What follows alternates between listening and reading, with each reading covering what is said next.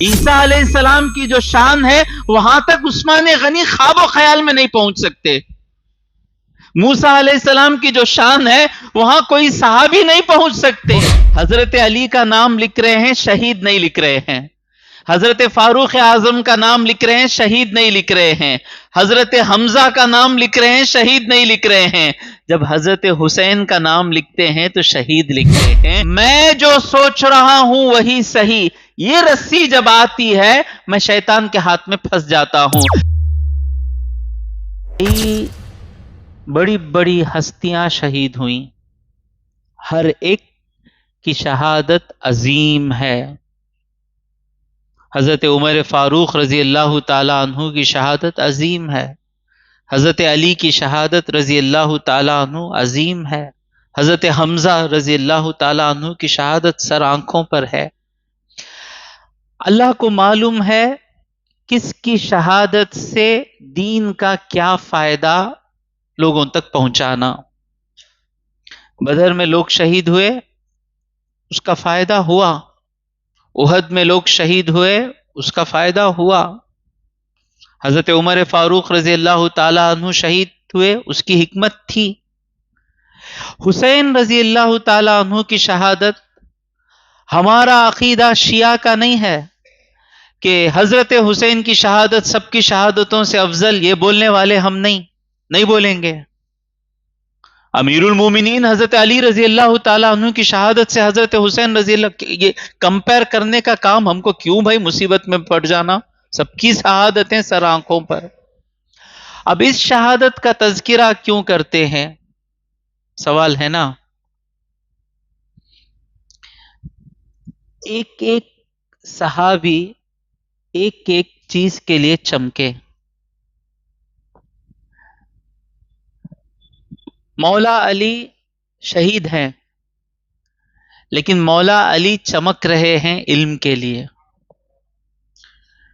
عثمان غنی شہید ہیں، عثمان غنی چمک رہے ہیں حیا کے لیے. کیا حیا حضرت ابوبکر صدیق میں نہیں تھی؟ نہیں تھی.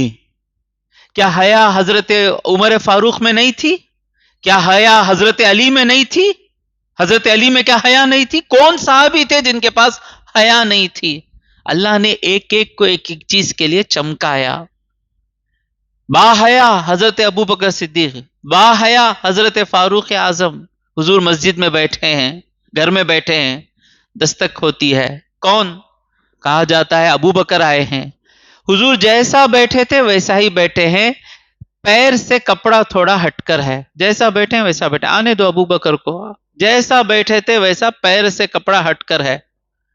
پھر دستک ہوئی، کون؟ عمر آئے ہیں، آنے دو. عمر رضی اللہ تعالیٰ آگے، جیسا حضور بیٹھے تھے بیٹھے ہیں. پھر دستک ہوئی، کون؟ عثمان آئے ہیں. حضور تھوڑا رکاؤ ان کو. اپنا کپڑا برابر کر کر پیر چھپا کر کہتے ہیں اب عثمان کو آنے دو. مجلس ختم ہونے کے بعد بی بی عائشہ صدیقہ رضی اللہ تعالی عنہا، ہماری دادی نانی پردادی سب ان کے قدموں پر قربان رضی اللہ تعالی عنہا. حضور اکرم حسین، ہمارے یہاں حسین رضی اللہ تعالی عنہ کی مجلس ایسی ہوتی ہے جہاں حضور کے ہر پیارے کا ذکر ہوتا ہے. یہ ہے ہماری مجلس. بی بی عائشہ صدیقہ رضی اللہ تعالی عنہ پوچھتی ہیں یا رسول اللہ، ابو بکر آئے، عمر آئے، آپ جیسا بیٹھے تھے ویسا بیٹھے، یہ عثمان غنی رضی اللہ تعالیٰ عنہ کی کیا خاصیت ہے؟ فرماتے ہیں عائشہ، کیا میں اس سے حیا نہ کروں جس سے فرشتے حیا کرتے ہیں؟ اب جب میں عثمان غنی رضی اللہ تعالیٰ عنہ کی حیا کے بارے میں بات کروں، کوئی مجھ پر اعتراض کر سکتا ہے کہ حضرت علی حیا والے نہیں کیا، کہ حضرت ابوبکر صدیق حیا والے نہیں کیا، کہ عیسیٰ علیہ السلام حیا والے نہیں کیا، کہ موسیٰ علیہ السلام. عیسیٰ علیہ السلام کی جو شان ہے وہاں تک عثمان غنی خواب و خیال میں نہیں پہنچ سکتے. موسیٰ علیہ السلام کی جو شان ہے وہاں کوئی صحابی نہیں پہنچ سکتے. سمجھ میں آ رہا ہے نا؟ ہر ایک کو اللہ نے کسی نہ کسی کام کے لیے چنا، اور ہمارے سرکار سیدنا حسین رضی اللہ تعالیٰ عنہ کو اللہ نے شہادت کے لیے چنا. سب شہید ہیں نا؟ سب شہید ہیں نا؟ امام ذہبی کی کتاب سیر اعلام النبلا سب پڑھتے ہیں، سب پڑھتے ہیں.